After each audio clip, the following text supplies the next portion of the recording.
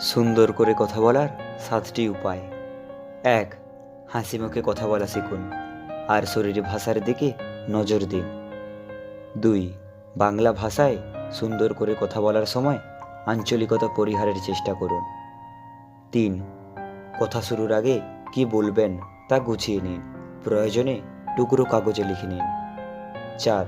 যারা সুন্দর করে কথা বলেন তারা কিন্তু ব্যক্তি জীবনে অনেক পড়াশুনো করেন, পড়ার বিকল্প নেই। 5.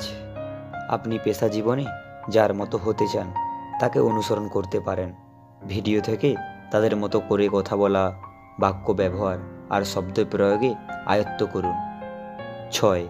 যারা গুছিয়ে কথা বলেন তারা আসলে কম শব্দে খুব বেশি কাজের কথা বলেন।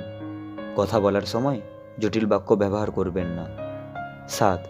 হুট করে সুন্দর কথা বলার শিল্প আয়ত্ত